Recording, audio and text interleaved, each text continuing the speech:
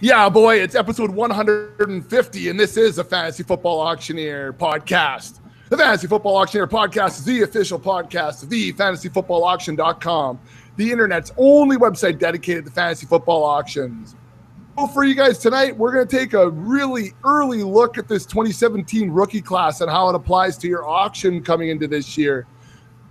But of course, our experts, they're always here. Slim, I got one thing to say. This is episode 150, kind of like Canada's 150. What does that number 150 mean to you, buddy? Well, first off, we're analysts, not experts. Sorry, you're right. And I even have it on there, and I'm not even reading it. I didn't know. Well, I know you're messed up. I'm my rhythm. I told you that. You have a very jilted way of talking. 150. Yeah, no, it's pretty epic. We've been doing it for a while. Feels pretty good. Yeah, pretty good. Hey, and you heard the little giggle in the back, Blistr. I broke open the Iron Maiden Trooper for episode 150 tonight. Blistr, what do you think about 150? I can't believe it's 150. It took us a while to get here. We were trying to get going here for a few weeks, and we took the winter off, you could say, because it's a slower time, obviously, for auctioning. But now we got my winter coat on, as you can see. Yes, yeah, that's why I don't want the camera to pan down too low here. But yeah, we're pumped. We haven't left football. We just haven't been on air talking about it. We've been doing a lot of stuff and drafting and trying to trade picks for our upcoming rookie drafts. So we've been pretty busy and staying on top of things. All right, and 150 and me talking about beer, it's like curling. It's 3 beers from me at curling, 150. So that's what I'll say. Sorry. All right, so anyways, we got a good show for you tonight. We're going to talk about the rookie class, so let's get things rolling. If you guys are ready, then I'm ready. Let's cock the hammer. It's time for action. Class, guys, that's what we're going to take a look at here, and we've been looking at it a lot for Dynasty because right now we're getting ready for rookie drafts. Blistr and I have already done one. We have our big one coming up with our friends and family this weekend. So we're looking at Dynasty, which is a little bit of a different way of looking at it than redraft. But we do have rookie fever going on. So, Slim, I'm just going to throw this one to you first. Like, what are some general rules you kind of have about drafting rookies in your redraft auctions? I typically don't, to be honest. I try to stay away from receivers, tight ends, and quarterbacks. Obviously, I think innately a lot of people do that. I shouldn't say a lot. There are some people, like you mentioned, rookie fever. I think some people do get it. Running backs is a little more of a different beast. So I think you can be more free to take some flyers on them. Yeah. And I don't want to even say flyers because some of them aren't flyers. I think we'll probably get into this down the road as we pod more, but we just did our rankings and put them on the site. And you'll check out the site. We've all got them up there. Rankings, I personally kind of dislike doing them. One, for the time, but two, because it's such an arbitrary way to try and, for anybody, I don't care who you are, to try and put a value on a player. Like, how can you say that this player is number 10 and feel great about that? Like, I can look at my rankings, and this is half the battle. I fight to just shut everything off and avoid going back to them for a long time because I could sit there every 10 minutes and go back. And then I did it tonight when we were waiting to podcast. I started tweaking my running back rankings. I just did them the other day. And because every time I look, I think, you know what? I think this guy could go up 2 spots. And at the end of the day, what's 2 spots? Like, who cares? Who's that accurate to predict anything even close to that? But, I mean, I get it. It gives people a little bit of a placeholder for where certain guys should be slotted. But I found some running backs kind of sneaking into the top. I don't want to say it's the Ezekiel Elliott effect by any means because I think he was kind of a very rare case last year, but I do think it's the position in general. We've got 3 studs this year, and then after that, it is just wide open. RB0 isn't dead. We're Right. After those three, it's RB0 mania. So it's a matter of where does Leonard Fournette fall, where does McCaffrey fall, where does Dalvin Cook fall, and we're going to have to see how that goes as the summer progresses. And so, Blistr, taking a look at rookies kind of right now, do you have any general rules around redrafting rookies? Well, yeah, a lot along the line of what Slim said. You get the hype because, especially if you're in a dynasty league, like we mentioned this, I think, off air, but it was good. I would recommend anybody in a redraft league to try a dynasty league because then you stay on top of everything. You're familiar with who was signing free agency. You're kind of familiar with whose value went up, whose value went down. Because when you go to your auction, that's pretty important. If you have, Latavius Murray, for example, getting moved to Minnesota, and then they draft Dalvin Cook. So, some people have Dalvin Cook being the starter by the time the season rolls around, but he's still behind a kind of a crappy offensive line. But Latavius Murray was signed too. So, all these things, you stay on top of that, not only the rookie draft, but the free agencies and all the changes. And some people's values go up, some people's values go down. And I'll write a little article on that right away too. But yeah, when it comes to redraft, your rookies, like Slim says, there's sometimes a lot of hype. You see what Zeke Elliott did last year. He's probably going to drive the price of some of these running backs up. But typically, I won't spend a lot of money on a rookie in a redraft in our big auction. I might take some flyers later on for some cheaper guys that potentially maybe they could be starting by week 6 or week 8, and maybe I'll let them sit on my bench. I did that with David Johnson a couple years ago, and it really helped me in the playoff run. So there's opportunities. Yeah, there's opportunities like that where I'd rather take a couple guys like that. Maybe it's Samaje Perine, or maybe it's Dante Foreman, or guys like that, Marlon Mack. Maybe you spend $1 on 2 or 3 of those guys, and then wait patiently till their turn comes. So, Slim, if we stay on the strategy around rookies and this rookie fever we were just talking about, do you take that rookie fever into account when you're doing things like nominating during the live auction? I do, because I know I'm fading a lot of those guys. And part of me, I want to nominate guys that I don't necessarily want. So, yeah, I would probably nominate Leonard Fournette early this year.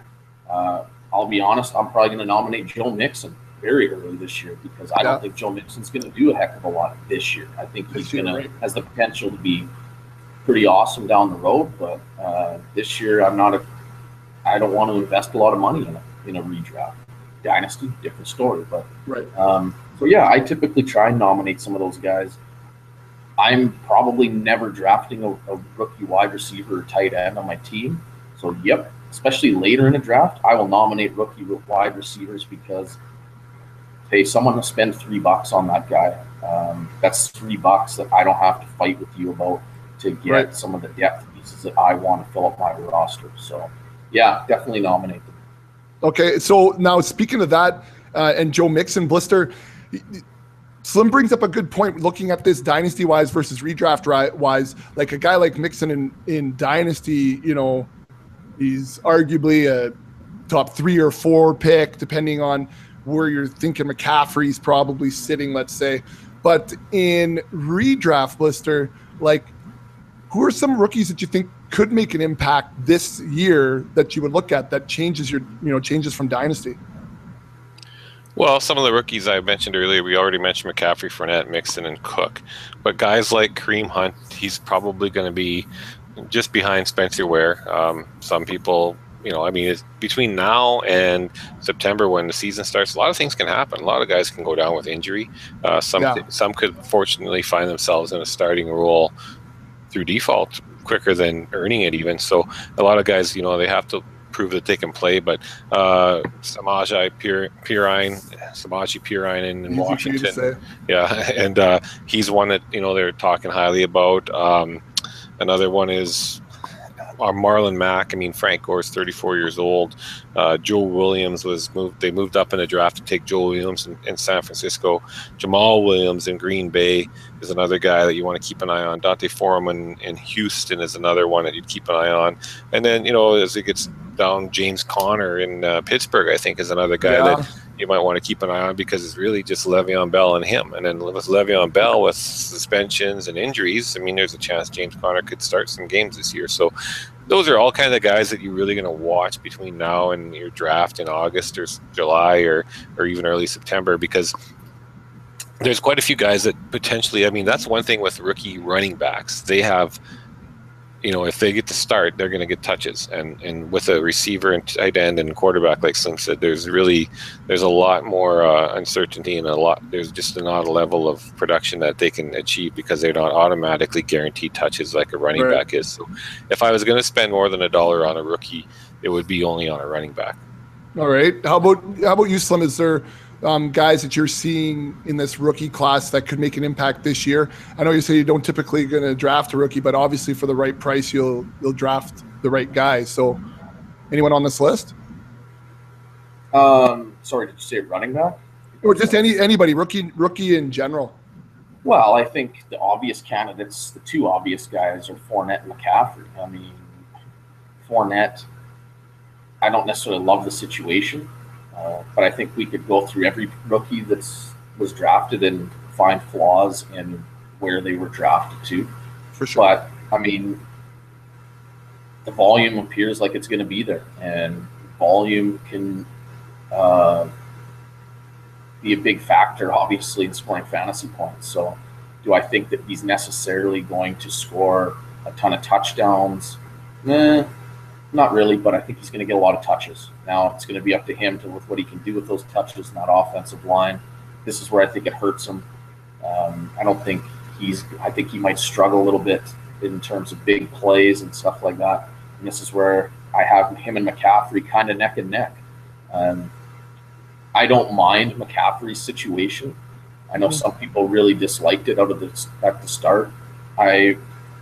I want to see how Carolina is going to show a willingness to get him the ball. I mean, I don't think you spend that kind of draft capital on a player like that and not get him the ball. Yeah. But are you going to get him the ball where he is best suited to excel? That's the question. Carolina has never really shown a real propensity for throwing the running backs. Thank you. I try and flex the vernacular once in a while. Ooh. Yeah. Cut him with the 1-2.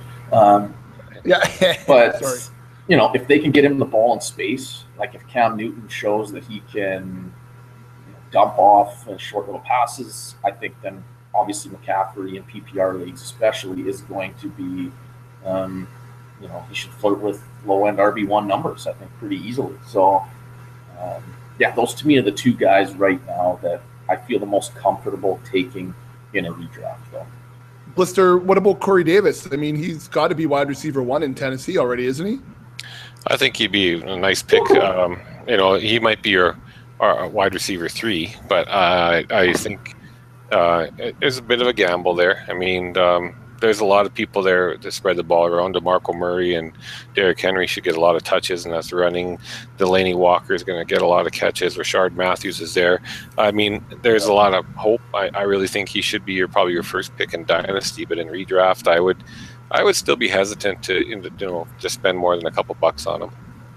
Just before we go on to different positions, I just want to give a good article I just read. It was on FF Today. Shout out to a good website, in my opinion. Steve Schwartz, writer. He looked whether any rookie running back in 2017 could be an RB1, and there's a lot of factors that obviously come into it, but they needed the magical number of touches and rushes they would need was 222 minimum. And he looked back over the last 10 years, and it looks like last year you would have had to get about 209 fantasy points to be around the top RB1. That would have put you between Melvin Gordon and Jordan Howard. But it looks like 1, 2, 3, 4, 5, 6, 7. Only about 7 in the last 10 years rookie running backs would have made that number. Zeke last year, Doug Martin, Alfred Morris, Matt Forte, Adrian Peterson, Steve Slayton, and then Eddie Lacy. Steve Slayton. Chris Johnson would have been on the bubble at 200. Somebody's playing in the CFL? Or? Yeah. Anyway, so from his factors, do they know? Can they pick up the system? Can they stay healthy? Do they got a good offensive line? And are they in a running back by committee? 4 fairly significant factors. It's really doesn't look too promising that any of them maybe make RB1 status this year even. So there could be points in the seat, like overall, like from week 1 through the end of the season, do they finish as RB top 12? Quite possibly no. If they end up starting for your team from week 6 on, for example, maybe from that point on they're a significant contributor. But if you go into your auction thinking that, I'm going to just pick up Fournette right now and he could be Zeke from last year or whatever, well, that doesn't happen a lot. So you can't really bank on it, and you definitely shouldn't be spending, RB1 money like you would probably spend on David Johnson or Zeke on these rookies, because it's a pretty big gamble and a pretty big risk of a significant portion of your auction dollars. Slim, any rebuttal there? Well, I mean, I agree with the premise. I really do. I just think the NFL is different. I mean, tell me 12 running backs right now then that aren't rookies that aren't in a timeshare. It's the running back position to me is changing, and this is why I found it hard to rank running backs. I mean, yes, it's David Johnson, Le'Veon Bell, Zeke Elliott. There you go. But then after that, I mean, you kind of get in this tier of Melvin Gordon, LaShawn McCoy, but then, even Devontae Freeman. He's got Tevin Coleman there. Yeah. I have a hard time ranking Jordan Howard super high, but somebody has to fill that top 12. Jay Ajayi, I don't necessarily like him a lot, but again, we all got him in our top 12. Somebody, to me, it's more a case of someone has to be there. And I can't put Todd Gurley in there personally. St. Louis is just that bad. I can't put Carlos Hyde up in there. So for me, I have Fournette and McCaffrey both as low-end RB1s. I realize there's a lot of hair splitting that can take place in that area. There's going to be a lot of, and it's early. It's going to be, guys are going to be packed tightly in that tier. But I mean, I'm not putting Lamar Miller back in there like he would have been last year. So there's just some guys like that again, to me, it's just more about somebody has to fill these spots. And this is why I had a hell of a time when I sat down to do RB rankings. This was the hardest one for me. Wide receivers is tough too, just because there's so many of them that are talented. Yeah. But here it was just, how do I differentiate between all these guys? And I think we'll get into it here as we start talking about rookies. When we get into some of these later guys that you should maybe look at as rookies, it's why is Marlon Mack going to be maybe a better play this year than I'm trying to think of somebody else, Joe Williams or something like that, or James Conner and stuff like that. And this is where you're going to have to try and differentiate what these guys bring to the table, not just even in skill, but just what type of role does the team expect from them? Because if you can get catch passes or score touchdowns, goal line touches, then you've got value. And who can do those things? That's why you'll see Mark Ingram probably shit the bed this year, because tell me his role in New Orleans. Adrian Peterson is there to be that between the tackles pounder, and they drafted Kamara to catch all the passes. So how does Mark Ingram get a lot of touches, and what kind of leverage does he have to score fantasy points? So those are the things I think you're going to have to really look at this year with rookies, and which ones you want to gamble on, and maybe wait and try and pick up off of waivers. That's why I'm happy that we're doing the dynasty draft. Then I can just shift that part of my brain for rookies into redraft mode, because you have to look at it so much different, just like you guys have both been saying. But names I didn't hear you guys bring up, and name I thought you guys might bring up is Njoku. I thought maybe because of his situation and there not being a whole lot of options for him there, that maybe he might be somebody at the tight end position you'd be looking at. Yeah, I thought we were just talking about running backs, but tight ends worry me because they don't often produce great their first year or two in the NFL. They really have to be good blockers first. So often they come in with a lot of hype, and it takes a while for them to develop. And it's one of the tougher jobs, I think, to learn and to get all the blocking down. And a lot of times they're asked to do that. You look at Njoku. I mean, I guess the scariest part there is, it's the jump to the NFL, but also the quarterback situation could be a little scary. It hasn't been that great there for a while, though, and Barnage put up some pretty decent numbers last year. The fact that they let Barnage go also is a vote of confidence for him. But like you say, it's between now and the start of the season is a long way off, and who knows what could happen. You look at other guys like O.J. Howard. O.J. Howard, I think, caught only 7 touchdown passes in his entire college career. So all of a sudden, I know he's got so much hype going into the NFL. He's got a lot of, that's a big jump to go from just 7 in college and whatever he had 4 years to come into the NFL and suddenly become a 7 a season kind of guy if you're expecting that. And then Evan Ingram too. They got Brandon Marshall, Shepard, and Odell Beckham. How many passes are they going to? What are they going to do there? They're going to. So, there's a lot of question marks at tight end, and I think last year Hunter Henry, actually, you guys looking at something, he didn't have a ton of catches, but he was looked at in the red zone quite a bit, and, some of his stats were right up there with, like, his percentage of targets and percentage of catches and percentage of touchdowns and stuff for a rookie. There's only a couple or a few that were better as a rookie tight end, and, he had a decent year, but still it was only around 30-some catches. 8 touchdowns was the big thing. Mostly red zone targets, so it's not a lot of production for a 16-game season, but hopefully it improves. But he was by far the best tight end in that class last year. This year has a little more depth, they say, but I don't expect big things out of them this year. Okay.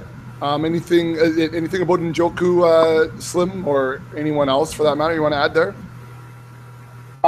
Well, again, it's kind of like Blistr said. To me, there's just so many decent tight ends too. If I have to spend $5, I don't want to spend it on a rookie then. I could probably get Eric Ebron or maybe Martellus Bennett or I don't know, I'm trying to think, Kyle Rudolph or something like that, like for that same price, and I will take the veteran just about every time. So it's not that I don't think Njoku is a stud in the making. I think he definitely is, but I just don't know in year one if I'm ready with big question marks at quarterback, how much I can anticipate him contributing. I think he will have contributions, don't get me wrong. It's just, I don't know if there's going to be volume there. We have yet to see exactly what it's going to look like.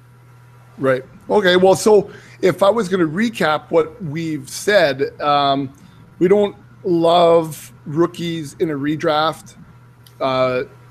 Work on the rookie fever, maybe give them some nominations early, especially the big names, to flush out some money.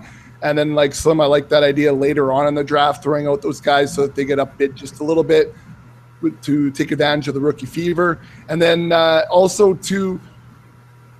you have to pay attention to it like it's redraft, and maybe don't read so many dynasty articles, or at least apply those principles to your redraft, because some guys that might produce this year might not be the top end guys in dynasty rankings. So you really have to pay attention to it as redraft and shut off that dynasty brain. Is that about to sum it up, guys?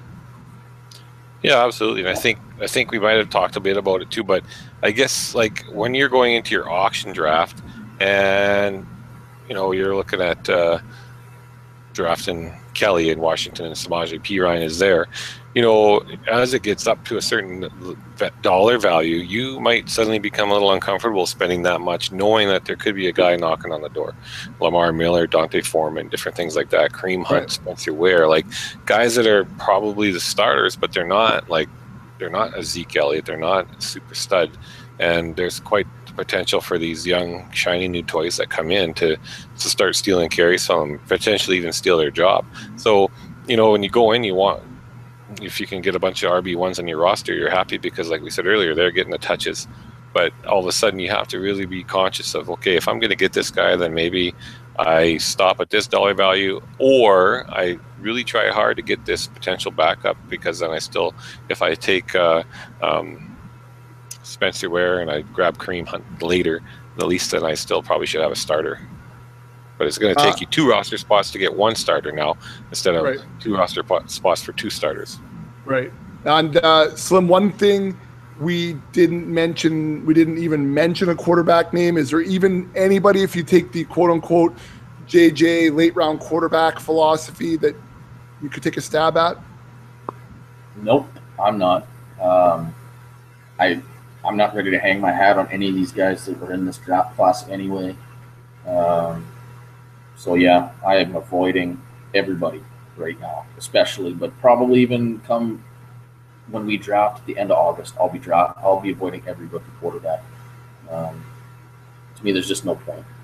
Blister, same point. Yeah, I can't see you taking any of them. Maybe in a best ball 2 QB draft 1, hoping that's your somewhere down there. But yeah, I can't imagine taking Monica Lewinsky or Mitchell Trubisky. Whoa! It's a whole different league. Now I still can't believe the Bears did that, or whatever. On that note, Blister, I've got my buddies in my other Dynasty League talking. They're watching live, and I do love this tagline: "Get cozy and talk fantasy football with Blister." They just love that you're laying in bed watching it, and then you bring up Monica Lewinsky. It just really all fits together, right? Now let's still got my pants on. All right, so I think we've said all we need to say about rookies, especially in the end of May. Yeah. Slim, anything else? Or no, I don't know. There's specific things guys want to ask about. Like I said, they can feel free to check out our rankings. I think we've got them all in there. You can see who each of us like, maybe don't like. Don't sleep on Rashard Matthews, boys. There you go. So the website, thefantasyfootballauction.com. If you click on fantasy football player rankings, all 3 of us have our rankings up there. Blister, next time you update, put the date on top too, so we can see when the latest and greatest is. So just I did that last time, I thought. Yeah, I know. This time it's not there. Or on the one page I'm on right now, it's not on there. I don't know. I'm on running backs. I went to one page too, and it wasn't even updated. I had to go into a different spot. Well, I'm on the actual website. So, and did you guys like how I kind of reformatted that? Not that you go to the site very often, I'm sure, because you just actually have the spreadsheet. But the tabs across the top now versus the bottom, I was pretty proud that I'm learning my HTML a little bit here. Did you update it with I added a whole bunch of players? Yeah. Well, it's just automatically. As soon as you do it, Blister, it's live on the internet. I thought that auction values, not auction values. Not auction values, player rankings. Maybe just throw up the. It's 2016. The what? The who? Why don't you just throw out the address there? All right. So it's thefantasyfootballauction.com /player-rankings would get you right to it. We do have auction values up, but those are from last year and are actually pretty interesting to look at, because if you want to take a look at where we thought guys should be going, and then you can reflect back on your auction because you're taking notes during your auction, because that's what you should be doing, and seeing how all that kind of fit in. The preview of last year's, or the review, I guess, of last year's members areas on there as well. I've also reposted some older strategy articles that are listed at the top. So it just kind of goes through some basic auction strategies. Not that they've got current names, but the strategies still stay the same. So you can check those out too. And now that we've got episode 150 in the bag, guys, we're going to be cranking out a little bit more content fast and furious, I think, eh? Absolutely. Blister's just been on it too, and I love it. I love it. Also, I love shared with you, bang, bang, bang. So we've got the division previews, I guess, coming up. We'll start hitting some of those in the next few pods, guys. Yeah, that sounds good. Yes. All right. Awesome. Well, if you guys don't have anything else to add, I guess we'll shut this baby down. That was episode 150, guys. The Trooper, he likes it. The Penguins, They won. they like it. I had to do it just because I said we weren't going to do it. And the guys in the Dynasty chat room that I have going Blistr love getting cozy with Blistr. I can't wait to see what the artwork's going to be for this pod, and what the kimono you're wearing next week. Somebody in a snuggie. Next week, candles. Nice. Candles and a cigar next week. Candles and a cigar? Yeah. Awesome. All right, guys. So you can follow Slim at Slim for MVP. That's the number 4. You can follow Blistr at Mr. Blistr. There's no E in there. And you can follow me at Uncle Buckets. That's 2 T's. None of this underscore NFL business for us. And if you just want to follow us at all, it's pretty easy to do at Fantasy Auction. So for you two guys and everybody else, we'll see you when it's springtime in the Rockies.